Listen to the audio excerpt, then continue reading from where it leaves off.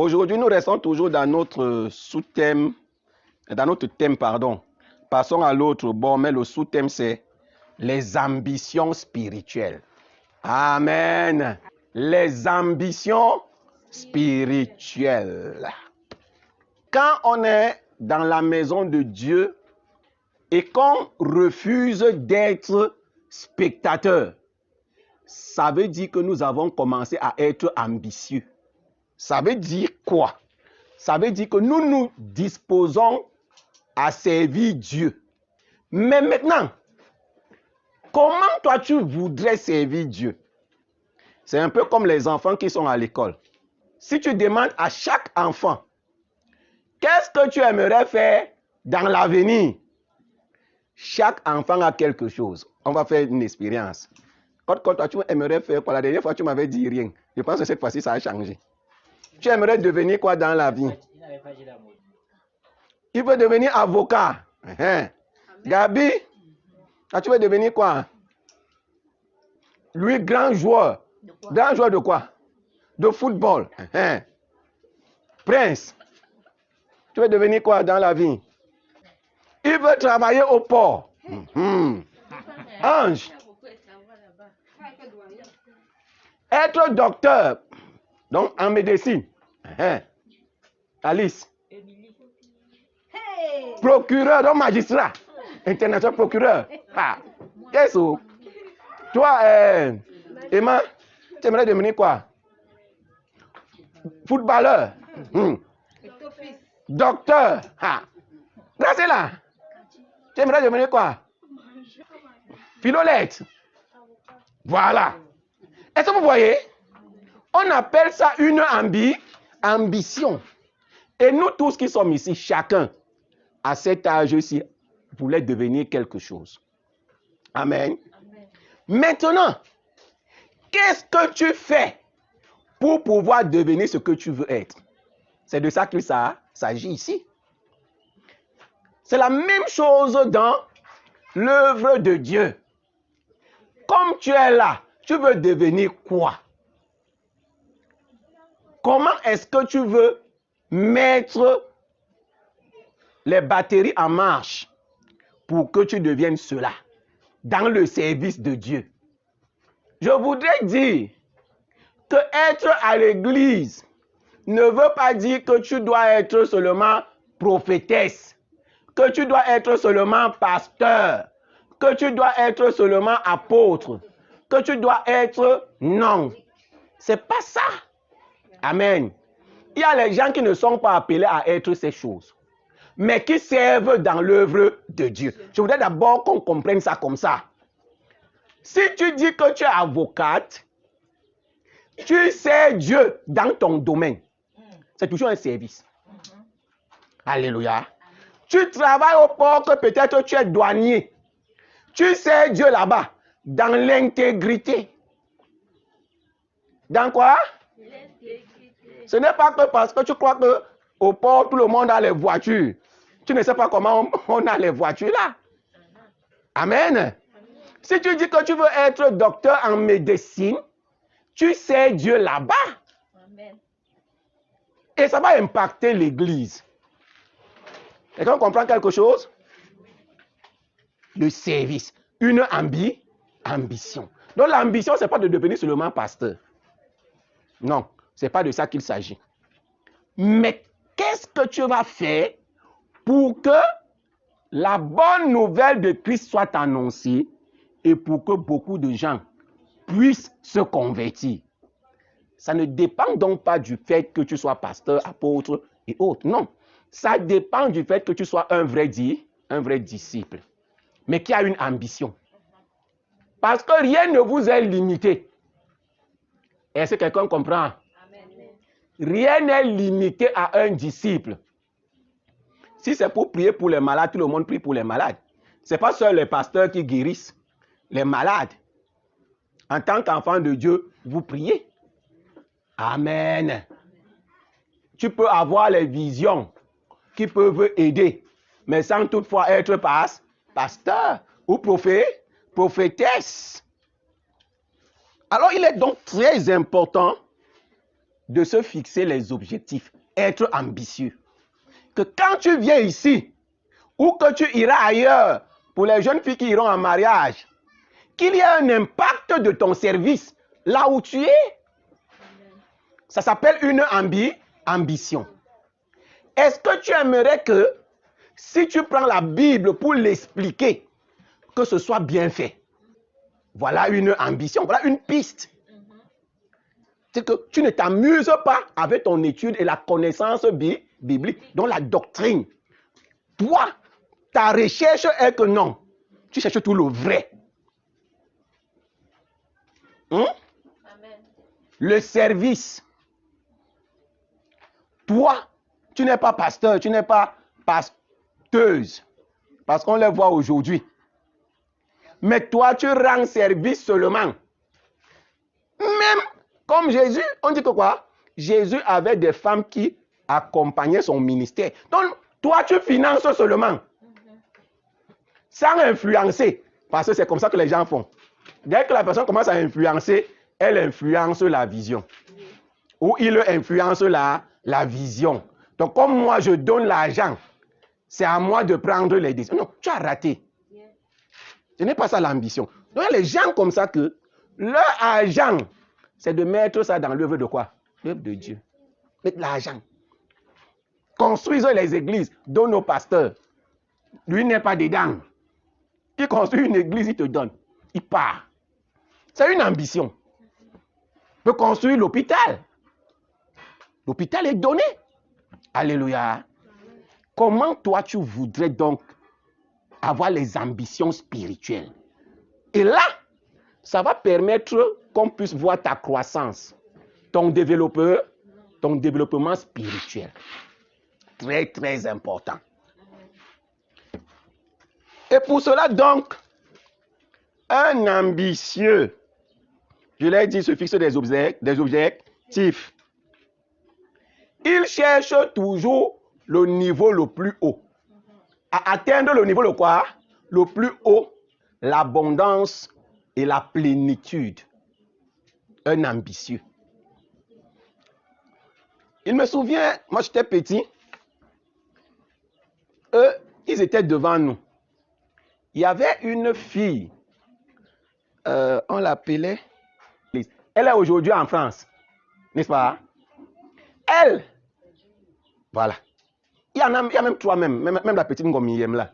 Donc, dans leur famille, mais elle était la première. Dans sa tête, excusez, quand elle était à l'école primaire, elle se voyait où? En Europe. Donc, quand vous parlez, elle vous dit que j'irai en Europe. Et dès qu'elle a fini le CEP là, elle n'a plus jamais fréquenté.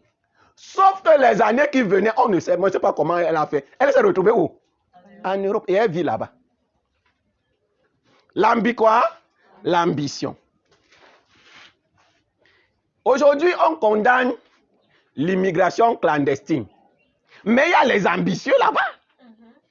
Il y a un gars qui dit que moi, je ne vais pas mourir au Cameroun. Je vais prendre la route.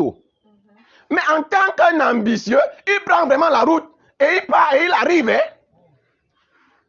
Sur 100 personnes qu'on va prendre, 80 vont mourir, mais 10 vont atteindre leur ambition. Ça veut dire quoi? Qu'est-ce que je vais expliquer par là? Ça veut dire que quand tu as une ambition, c'est au risque même de mourir. C'est-à-dire que la mort est là, mais tu prends le risque, même dans le service. Il dit que même un pasteur, c'est un risque. Parce que te tuer n'est pas loin. Et ça, on se comprend. Il y a un risque d'être pasteur. Quand on prie ici, ça dira les gens. Si on me porte plainte, je pars à Neubel. Hein? Ah oui, hein? Je pars où? À Neubel. Tu restes là-bas calmement. Et tu continues à prêcher quoi? L'évangile. On ne voit pas ça comme quelque chose qui n'est pas sur ton chemin. Mais ce n'est pas pour dire que j'irai à Neubel. Mais c'est pour que vous compreniez. Quand tu as une ambition, cette ambition-là, il y a aussi des choses qui sont autour de cette ambition. Alors, pour accomplir ton ambition, il y a des choses qu'il faut éviter. Il y a 5 choses qu'il faut éviter. On va voir les 5 choses ensemble aujourd'hui. Je vais nommer ça par les noms. Première chose, il faut éviter le comportement de Jéhu. Il faut éviter le comportement de qui? Jéhu. 2 Rois, chapitre 10, verset 30 à 31, mais c'est le verset 31 qui nous intéresse. Écoutez, l'Éternel dit à Jéhu, parce que tu as bien exécuté ce qui était droit à mes yeux, et que tu as fait à la maison d'Akab tout ce qui était conforme à ma volonté, tes fils, jusqu'à la 4e génération, seront assis sur le trône d'Israël. 31. Toutefois, Jéhu ne prit point garde à marcher de tout son cœur dans la loi de l'Éternel, le Dieu d'Israël. Il ne se détourna point des péchés que Jéroboam avait fait commettre à Israël. Bien-aimé, c'est un comportement qu'il faut éviter. Quand tu veux atteindre le sommet dans le service de Dieu, dans ton ambition spirituelle, qu'est-ce qui se passe? Jéhu a les meilleures promesses. Dieu lui dit que sur le trône d'Israël, là, tes enfants, là, jusqu'à la 4e génération, vont demeurer au trône. Mais quelle bénédiction! Si Dieu nous dit là, à l'un ou à l'une de nous là, que ton enfant sera président du Cameroun pendant 4 siècles, tu ne danses pas? Que rien que cette génération, tu vas danser, non? Sauf que la Bible dit que malgré cette promesse, le gars ne s'est jamais séparé de ses péchés, ni des mauvaises choses que Jéroboam a faites, parmi lesquelles la rébellion. Donc, quand tu es un enfant de Dieu qui a des ambitions de croître spirituellement, sépare-toi de la rébellion. Et des choses qui vont t'empêcher d'être droit avec Dieu. Alléluia. Est-ce qu'on comprend un peu? On dit que Jéhu, toutefois, donc malgré la promesse, malgré une si grande promesse, Jéhu ne prit point garde à marcher de tout son cœur dans la loi de l'Éternel. Bien-aimés, combien sommes-nous ici que véritablement nous sommes dans cette situation? Combien? Je parle à quelqu'un ce matin. Combien? Dieu t'a fait des promesses. Tu connais véritablement ce que Dieu t'a dit. Mais toi, tu ne prends pas garde de bien marcher. Attention. Et tu ne te détournes pas de ce que Jéhovah m'a fait. Ça veut dire que non seulement toi-même, tu ne marches pas comme Dieu veut, mais tu prends encore les choses, les mauvaises choses que les gens ont faites. Tu ajoutes. Malgré les bonnes promesses. Je parle à quelqu'un ce matin. Je veux que chacun ouvre son oreille. Évite ça. Commence par faire quoi? Par éviter un tel comportement. La rébellion. La rébellion ne peut pas te permettre de croître véritablement spirituellement et atteindre ce que tu veux atteindre. Ça, c'est 1. 2. Éviter le comportement de Joas. Ce sont les rois, hein? Joas. Donc, j'ai vu là, c'était un roi. Joas. Toi-même, tu es un roi, non? Je dis que toi-même, tu es un roi. Donc, je parle au roi. Joas, 2 Rois 13, verset 18 à 19. 2 Rois 10, 30, 31. Amen. C'est un enseignement. On prend un peu le temps, on ne coupe pas. 18 à 19. Il a dit ceci. Élisée dit encore, prends les flèches. Et il les prit.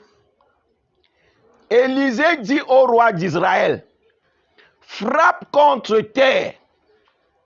Et il frappa 3 fois. Il s'arrêta. Je veux que quelqu'un prenez le souligneur, notez dans vos Bibles. Amen. Je vais vous donner. Il frappa combien de fois? 3 fois. Et il fit quoi? Il s'arrêta. Donc vous aussi prenez, hein, dans le souligneur, tu fais passer à ceux qui ont les Bibles. Écoutez maintenant. L'homme de Dieu s'irrita contre lui. Et il dit, il fallait frapper 5 ou 6 fois. Alors tu aurais battu les Syriens jusqu'à leur extermination. Maintenant, tu les battras 3 fois. Je voudrais que quelqu'un écoute. L'ambition spirituelle, c'est que nous soyons tous vainqueurs. Amen. Et Dieu met à notre disposition la possibilité de le faire. Mais nous, on choisit de s'arrêter quand Dieu ne nous a pas ordonné de nous arrêter. Je veux dire quelque chose ce matin. Par exemple, ici, on est en train de diriger la louange. La personne qui dirige n'a pas dit que arrêtez de chanter. Vous vous arrêtez. Alors que c'est là où l'atmosphère doit être créée. Mon Dieu. Ça veut dire que votre victoire est dénie. Elle n'est pas parfaite. Et ça se comprend un peu. Amen. Pendant la délivrance, l'homme de Dieu donne un chant. Vous arrêtez de chanter. Je parle de vous. Vous là. C'est ce que vous faites ici. Frappe. 1, 2, 3. Alors qu'il faut frapper le maximum de fois. Jusqu'à lui, M. Parti te dit arrête comme ça. Parce que c'est ça qui va te donner la victoire. Ce n'est pas à toi de t'arrêter. Mais c'est à l'homme de Dieu, à celui qui est en train de diriger. C'est lui qui te dit arrête-toi. Donc prends le maximum. Chez vous les chrétiens, il y a trop de fausse modestie. Non, on ne chante pas comme ça.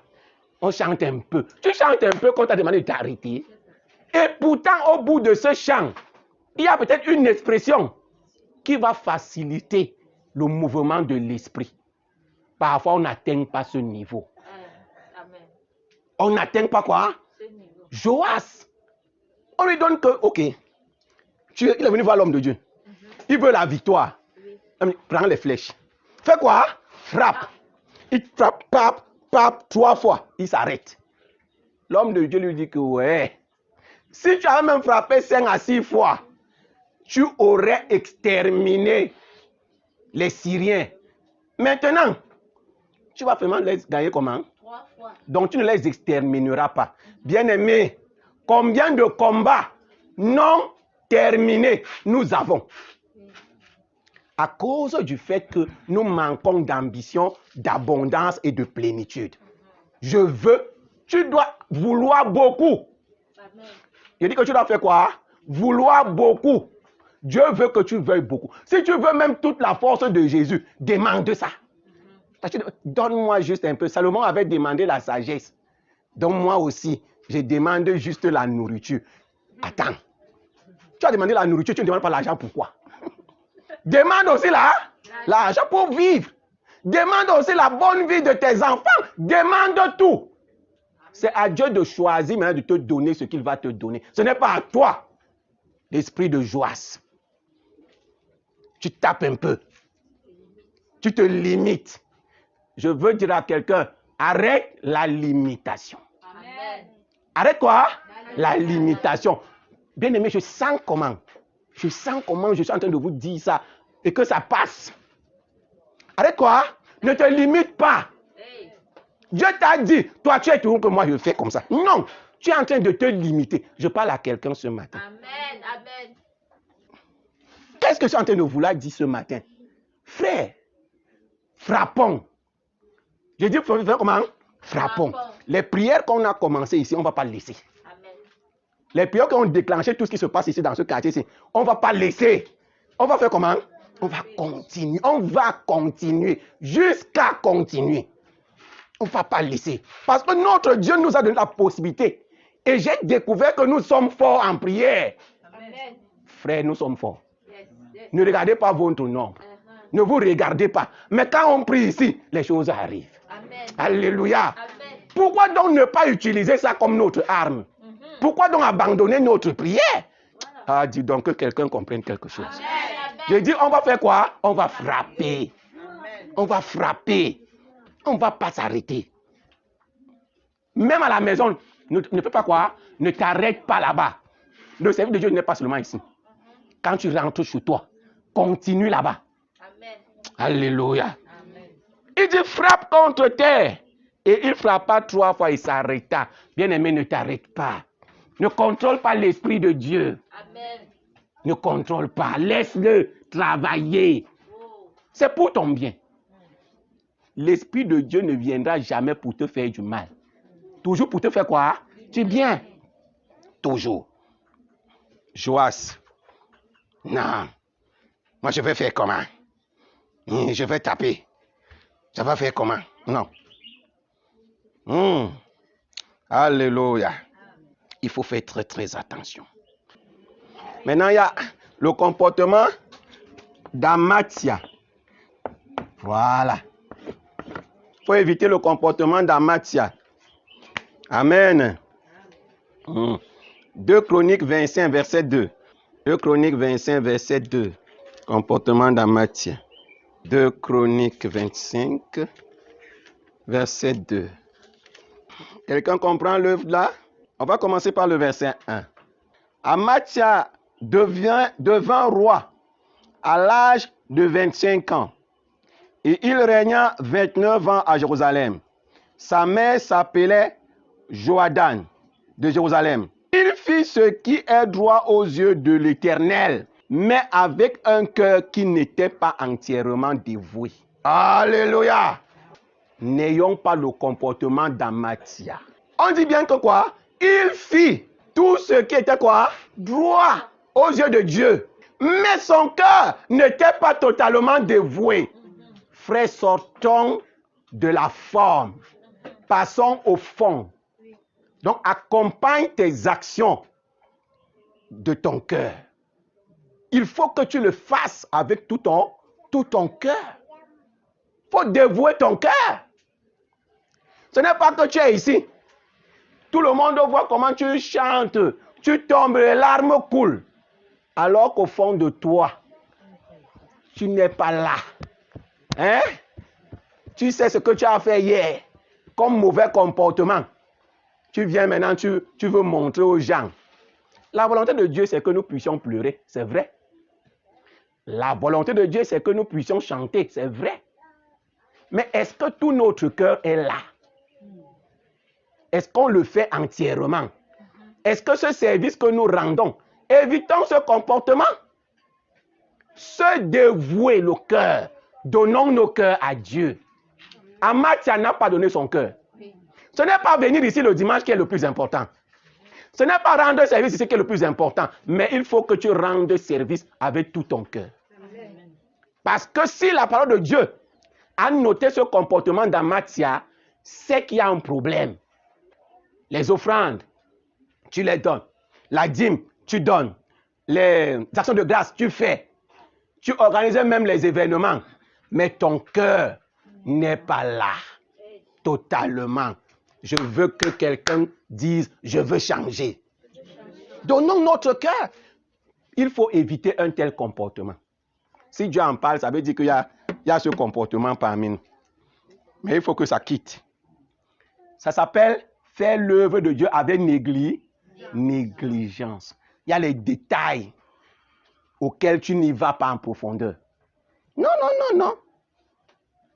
Donc l'essentiel n'est pas de faire. Mais c'est l'essentiel de faire avec tout tout son cœur. Amatia. Évitez 4. Le comportement de Judas. Judas sans S. Jérémie 3:10. Écrit.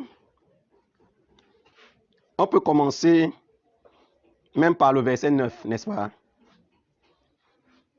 Par sa criante impudicité, Israël a souillé le pays. Elle a commis un adultère avec la pierre et le bois. Malgré tout cela, la perfide de Judas, sa sœur, n'est pas revenue à moi de tout son cœur. C'est avec fausseté qu'elle a fait, dit l'Éternel. Il y avait 2 royaumes, non? Le royaume de Juda et le royaume d'Israël. Israël a commis l'impudicité. Mais Juda était faux. Juda trahissait Dieu. Juda était infidèle. Dieu dit que malgré que lui l'a vu, sa sœur être impudique, lui là, le royaume de Juda, n'a pas du tout changé. La fausseté. Donc quand on parle de perfidie, ça veut dire la fausseté, la tromperie. On est dans l'œuvre de Dieu, mais on trompe. Dit que, homme de Dieu, quand l'homme de Dieu est là, c'est comment mon frère, ça va? Non, Dieu est grand, vraiment. Ce que tu as dit là, l'autre dit, non, ça m'a touché, et tout, et tout. Dès que tu finis là, il faut laisser ça, dis donc. Tu connais pas, hein? Les pentecôtistes, ils sont quoi? Faisons nos choses ici, là. La traîtrise. La quoi? La traîtrise, les traîtres. Il est avec toi quand tu es là. Quand tu n'es pas là, il n'est pas avec toi. Quand on te déchire, il ne te défend même pas. Lui-même, il est entré dedans même encore pour mieux encore sortir ton dossier. Mais vous êtes ensemble. Frère, ce comportement, pour ceux qui ont des ambitions spirituelles, il faut arrêter ça. Il faut arrêter ça. Être traître. Voilà ça. Dieu dit que quoi? Malgré le fait qu'il a vu là-bas, mais lui là, son problème, c'est l'infidélité, la traîtrise, la tromperie. Tu trompes les gens.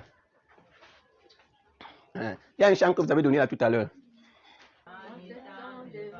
Prends du temps, oh. Prends du temps devant Dieu. Prends du temps, eh. Prends du temps devant Dieu. Pourquoi?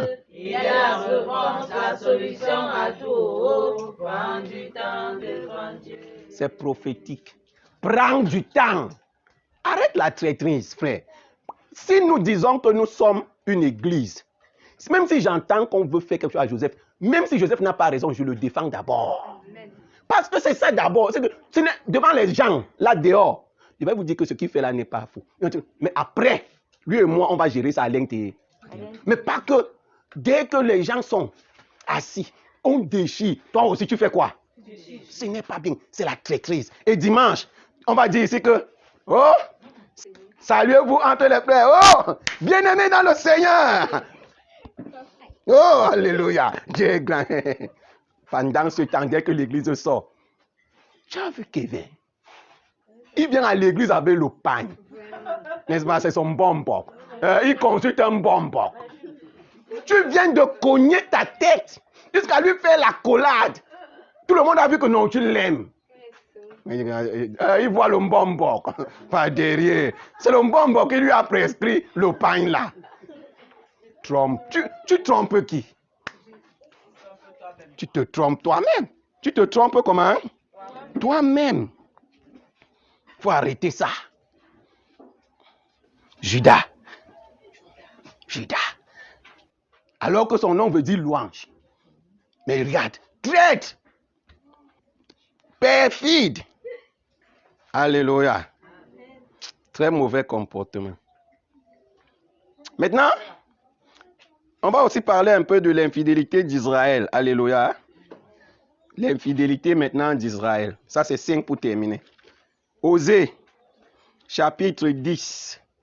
Osée, chapitre 10, verset 2. Leur cœur est partagé. Ils vont emporter la peine. L'Éternel renversera leurs autels détruira leur statut. Verset, j'ai dit 10, verset 2. Bien-aimé, le jour, Osée 10, 2, l'infidélité, c'est 5, l'infidélité d'Israël, oui. Le jour, on est là, et prends du temps devant Dieu, alléluia, et prends du temps devant Dieu. Le soir, tu regardes que tout le monde dort. On te retrouve à la rue de la Joie de Bonamou Sadi, avec une jupe courte qui menace les cuisses. On a chanté, prends du temps devant qui? Devant Dieu. Tu as donné les piches. On te retrouve à la rue de la Joie. De quoi? Bonamou Sadi. Quand tu vois un frère qui te connaît, tu te caches. L'infidélité. Le cœur comment? Partagé à tout. Quand ça devient difficile, tu dis que non, mais attends. Je connais un marabout là. C'est Dieu qui a créé les marabouts. Donc allons voir le marabout. Alors que ici tu as chanté vainqueur,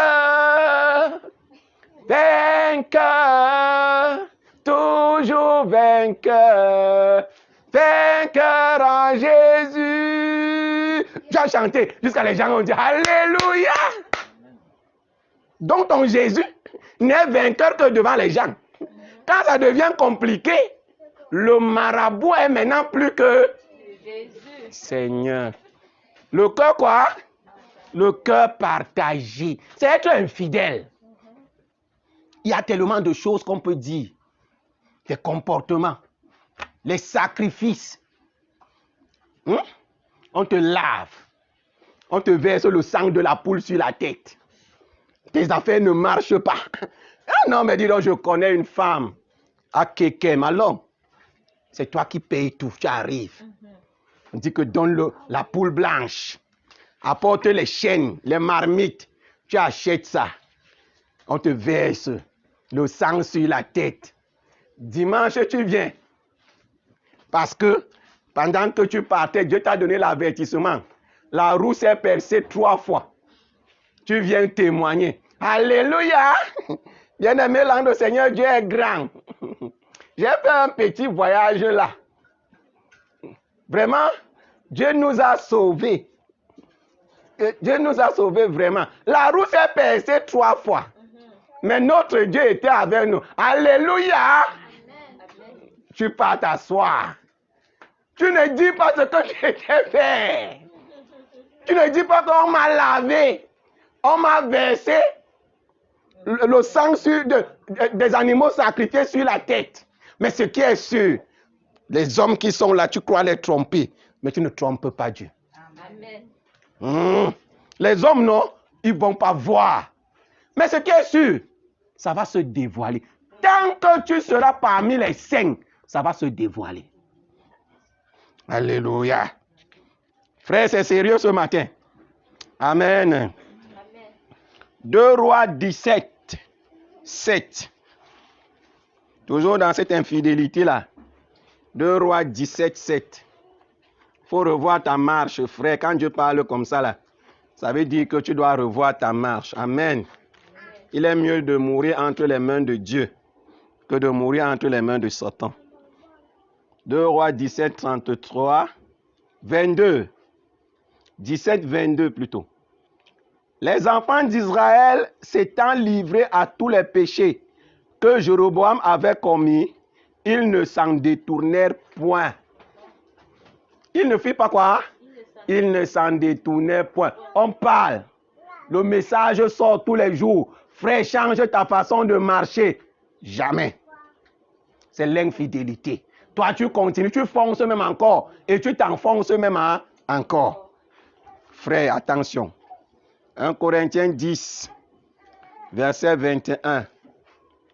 Pour terminer avec ça. Corinthiens 10, verset 21. Vous ne pouvez boire la coupe du Seigneur et la coupe des démons.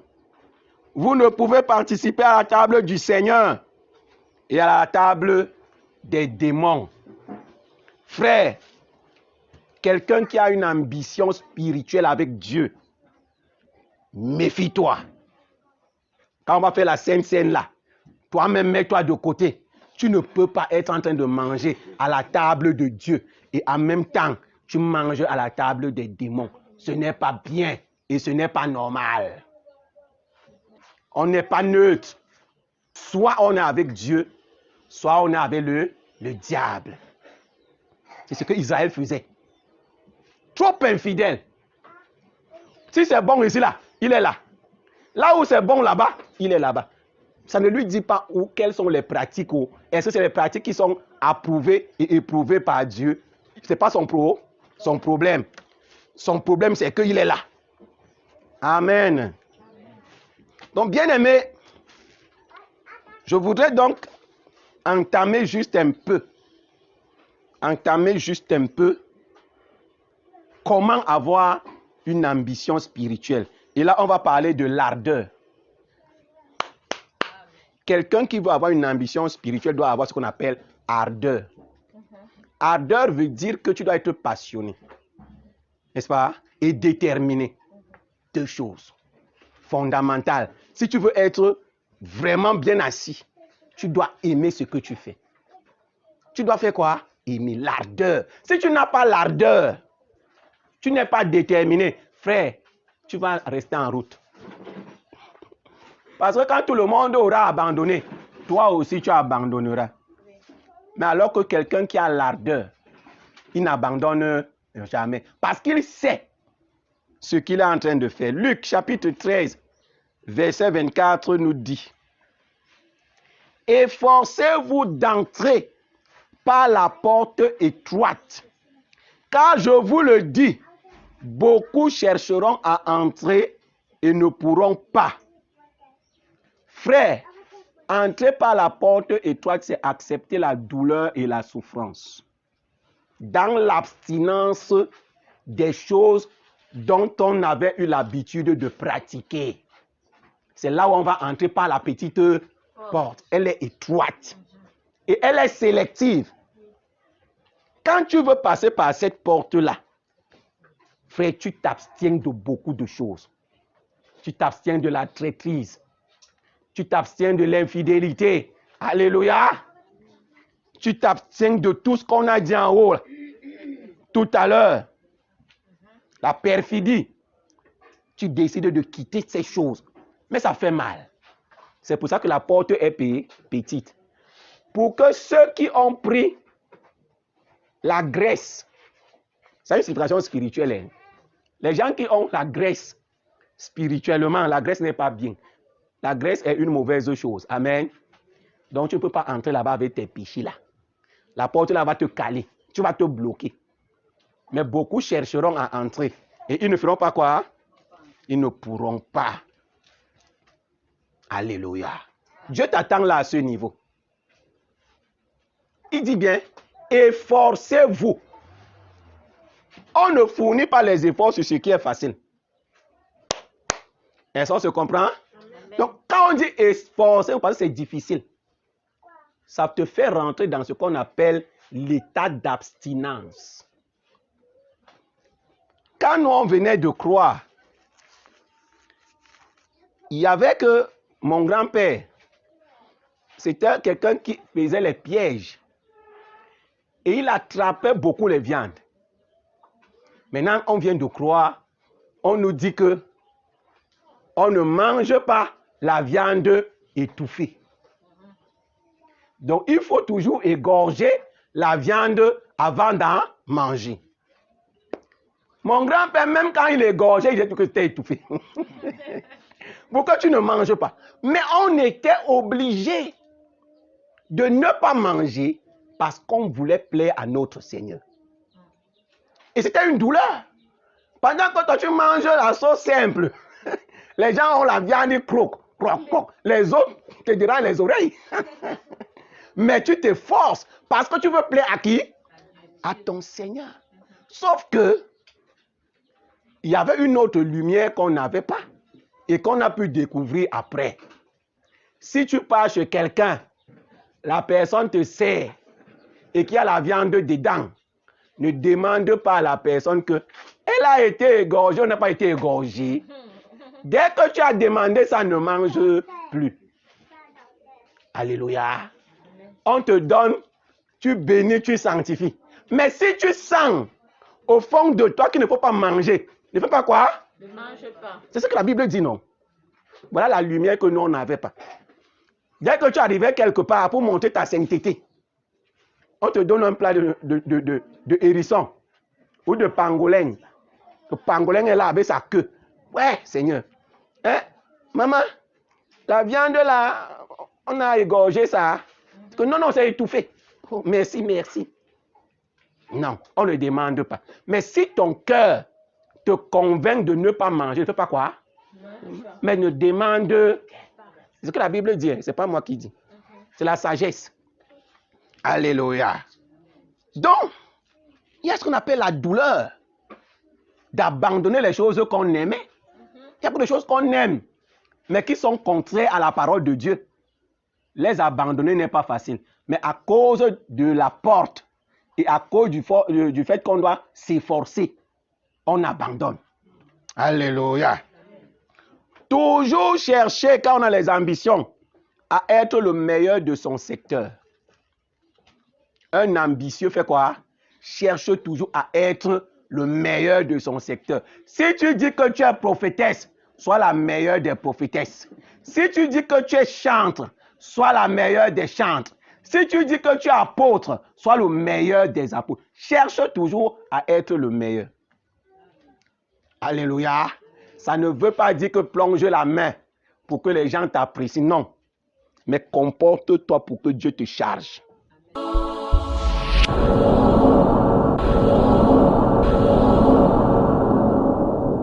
Le programme que vous venez de suivre vous a été présenté par le CIPAD, le Centre d'initiation à la pratique de la parole de Dieu. Nous sommes situés à Douala. Pour nous contacter, composez-le 699 35 07 01 ou le 651 70 85 19.